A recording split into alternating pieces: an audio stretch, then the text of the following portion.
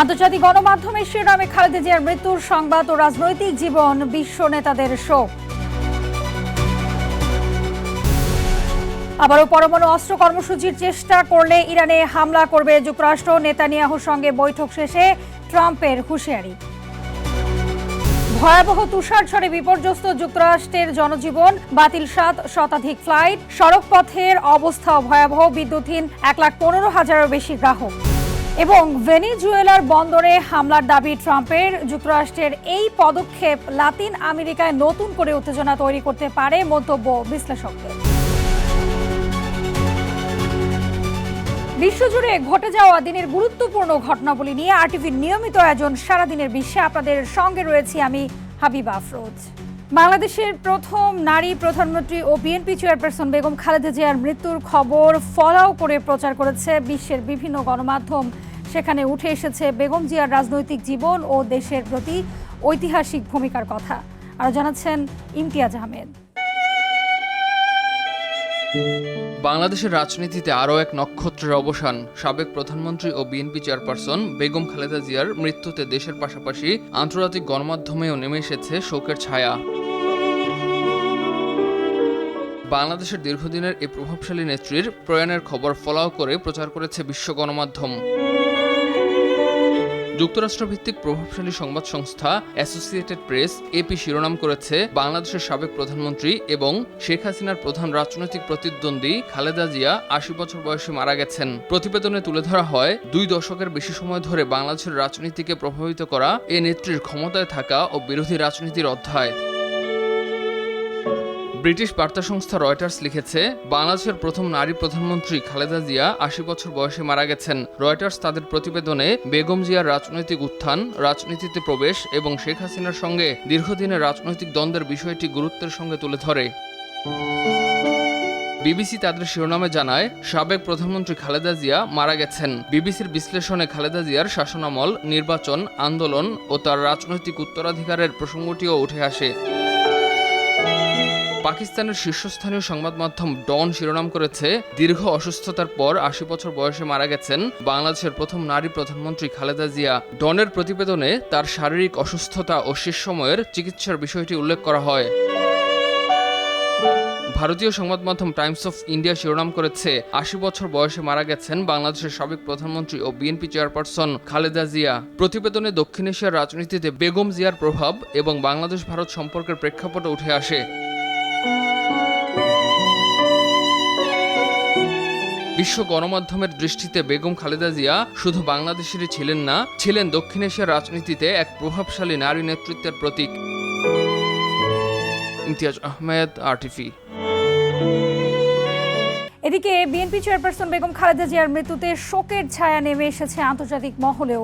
গভীর শোক জানিয়েছেন পাকিস্তান, ভারত, যুক্তরাষ্ট্র, যুক্তরাজ্য, চীন ও ইউরোপীয় ইউনিয়ন সহ বিশ্বের বিভিন্ন দেশ ও সংস্থার শীর্ষ নেতারা। বিস্তারিত জানাচ্ছেন বিন ইয়ামিন।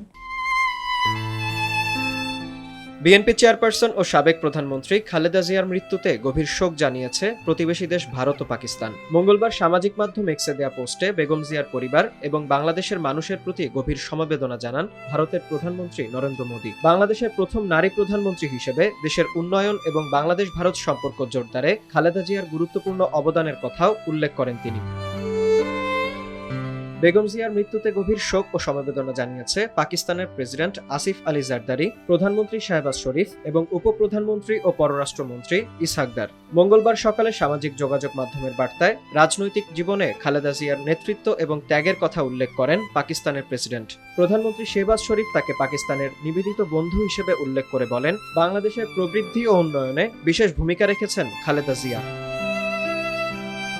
শোক ও সমবেদনা জানিয়েছেন চীনের প্রধানমন্ত্রী লি কিয়াং। মঙ্গলবার প্রধান উপদেষ্টা অধ্যাপক ডক্টর মোহাম্মদ ইউনুসের কাছে পাঠানো এক শোক বার্তায় তিনি বলেন, পুরনো বন্ধু হিসেবে বেগম খালেদা জিয়াকে চীনা জনগণ আজীবন স্মরণ করে যাবে। চীন বাংলাদেশ সম্পর্ক উন্নয়নে বেগম খালেদা জিয়ার গুরুত্বপূর্ণ অবদানও তুলে ধরেন লি কিয়াং।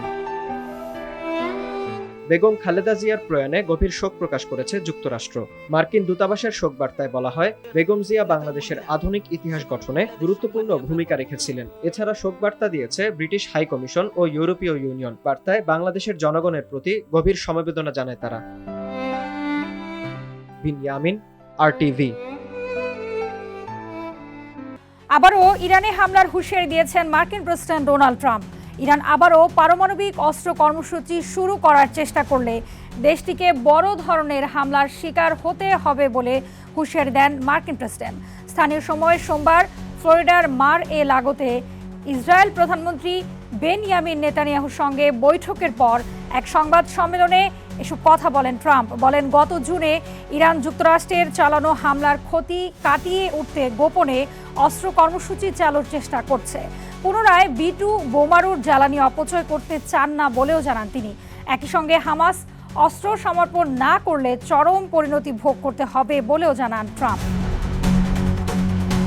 বছর শেষের ছুটিতে যুক্তরাষ্ট্র জুড়ে ভ্রমণ যখন তুঙ্গে, ঠিক তখনই ভয়াবহ শীতকালীন ঝড় দেশটির বড় একটি অংশকে স্থবির করে দিয়েছে। সেখানকার মধ্য পশ্চিম থেকে উত্তর পূর্বাঞ্চলের 3 কোটিরও বেশি মানুষ রয়েছে চরম আবহাওয়ার সতর্কতায়।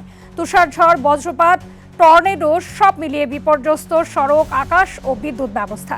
বিস্তারিত জানাচ্ছেন বিনিয়ামিন। যুক্তরাষ্ট্রে শীতকালীন ঝড়ের তাণ্ডবে তুষারে ঢেকে যাচ্ছে দেশটির মধ্য পশ্চিমাঞ্চল। অন্যদিকে বজ্রঝড় ও টর্নেডোর কবলে পড়েছে যুক্তরাষ্ট্রের মধ্য ও দক্ষিণের রাজ্যগুলো। বছরের অন্যতম ব্যস্ত ভ্রমণ মৌসুমে এই দুর্যোগে মানুষের স্বাভাবিক জীবন বিপর্যস্ত হয়ে পড়েছে। এসব অঞ্চল জুড়ে শীতকালীন ঝড় সতর্কতার আওতায় রয়েছে অন্তত 3 কোটির বেশি মানুষ। এর মধ্যে ভয়াবহ তুষার ঝড়ের কবলে পড়ার আশঙ্কায় আছে 20 লাখেরও বেশি বাসিন্দা। এসব ঝড়ের গতি ঘন্টায় 40 থেকে 60 মাইল পর্যন্ত হতে পারে বলে সতর্ক করেছে দেশটির আবহাওয়া বিভাগ। চলমান দুর্যোগের সরাসরি প্রভাব পড়েছে দেশটির যাতায়াত ব্যবস্থায়। রোববার যুক্তরাষ্ট্র জুড়ে 7 শতাধিক ফ্লাইট বাতিল হয়েছে। এছাড়া শিডিউল বিড়ম্বনায় পড়েছে আরও 9,000-এর বেশি ফ্লাইট। বজ্রঝড়ের কারণে সাময়িকভাবে সব ফ্লাইট ওঠানামা বন্ধ রাখে শিকাগোর ওহেয়ার আন্তর্জাতিক বিমানবন্দর। সড়কপথের অবস্থাও ভয়াবহ। আইওয়া থেকে মিনেসোটা পর্যন্ত I-35 মহাসড়কের দীর্ঘ অংশ বন্ধ রাখা হয়েছে। জরুরি প্রয়োজন ছাড়া সড়কটিতে ভ্রমণে পুরোপুরি নিরুৎসাহিত করেছে কর্তৃপক্ষ। ঝড়ের তাণ্ডবে বিদ্যুৎ সরবরাহেও ধস নেমেছে। আপার মিডওয়েস্ট ও গ্রেট লেকস অঞ্চলে বিদ্যুৎহীন অবস্থায় রয়েছে 1,15,000-এর বেশি গ্রাহক। এদিকে মধ্য ও দক্ষিণ যুক্তরাষ্ট্রে তুষারঝড়ের পাশাপাশি দেখা দিয়েছে বজ্রঝড় ও টর্নেডো। ইলিনয়, ইন্ডিয়ানা, কেন্টাকি ও মিজৌরির বিভিন্ন অংশে টর্নেডো সতর্কতা জারি করা হয়েছে। টর্নেডোর আঘাতে বাড়িঘর, গাছপালা ও বিদ্যুৎ লাইনে ব্যাপক ক্ষয়ক্ষতি হয়েছে ইলিনয়ের টেজওয়েল ও ম্যাকন কাউন্টিতে। আবহাওয়াবিদরা বলছেন, গ্রেট লেকস থেকে দক্ষিণাঞ্চল পর্যন্ত বিস্তৃত তীব্র ঠান্ডা বায়ুপ্রবাহ হঠাৎ উষ্ণ আবহাওয়াকে সরিয়ে দেয়ায় এ চরম পরিস্থিতির সৃষ্টি হয়েছে। এর প্রভাবে ইলিনয়ের স্প্রিংফিল্ডে মাত্র 2 ঘন্টায় তাপমাত্রা 70 ডিগ্রি থেকে নেমে আসে 40 ডিগ্রিতে। আবহাওয়ার এ চরম রূপ আগামী কয়েকদিন যুক্তরাষ্ট্রের বড় একটি অংশে স্বাভাবিক জীবন ব্যাহত করে রাখবে বলেই আশঙ্কা সংশ্লিষ্টদের। তাই দুর্যোগপূর্ণ পরিস্থিতিতে যাত্রীদের অপ্রয়োজনে ভ্রমণ এড়িয়ে চলার আহ্বান জানিয়েছে কর্তৃপক্ষ। বিনিয়ামিন, RTV। ঘন কুয়াশার কবলে ভারতের রাজধানী দিল্লি। মঙ্গলবার সকালেও দিল্লিতে কুয়াশার হলুদ সতর্কতা জারি করেছে আবহাওয়া অফিস। কুয়াশার কারণে বাতিল হয়েছে অন্তত 60টি ফ্লাইট। এছাড়াও কুয়াশার কারণে 58টি বিমানের দিল্লিতে অবতরণও বাতিল করা হয়েছে। 16টি বিমানের যাত্রাপথ বদলে দেওয়ার পাশাপাশি নির্ধারিত সময়ের চেয়ে দেরিতে ছেড়েছে 130টি বিমান। এর আগে সোমবারও ঘন কুয়াশার কারণে আবহাওয়া অফিস থেকে লাল সতর্কতাও জারি করা হয়। কুয়াশার কারণে সোমবার রাতেও বিমানের অনেক ফ্লাইট বাতিল করে দিল্লি কর্তৃপক্ষ। ভেনিজুয়েলার একটি ডকে হামলা করেছে যুক্তরাষ্ট্র। ট্রাম্পের দাবি, ডকটি মাদক পাচারে ব্যবহার করা হচ্ছিল। স্থানীয় সময়ে সোমবার এই বিষয়ে কথা বলেন ট্রাম্প। তিনি জানান, ভেনিজুয়েলার বিরুদ্ধে মাত্র 4 মাস আগে শুরু হওয়া অভিযানের পর এটি দেশটির ভেতরে প্রথম মার্কিন স্থল হামলা। এর আগে শুক্রবার এক রেডিও সাক্ষাৎকারে ভেনিজুয়েলায় হামলার কথা উল্লেখ করেন ট্রাম্প। সোমবার সাংবাদিকদের প্রশ্নের জবাবে ট্রাম্প বলেন, যুক্তরাষ্ট্র এমন একটি স্থাপনায় আঘাত হেনেছে যেখানে মাদক বোঝাই নৌকা প্রস্তুত করা হতো।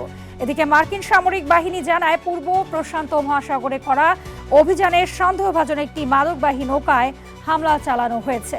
ওই হামলায় অন্তত 2 জন নিহত হওয়ার কথা জানানো হয়। বিশেষজ্ঞরা বলছেন, যুক্তরাষ্ট্রের এই পদক্ষেপ লাতিন আমেরিকায় নতুন করে উত্তেজনা তৈরি করতে পারে। আর এরই সাথে শেষ করছি সারাদিনের বিশ্ব আর টিভির সাথেই সংযুক্ত থাকুন, মতামত জানান আর টিভির সামাজিক যোগাযোগ মাধ্যমগুলোতে।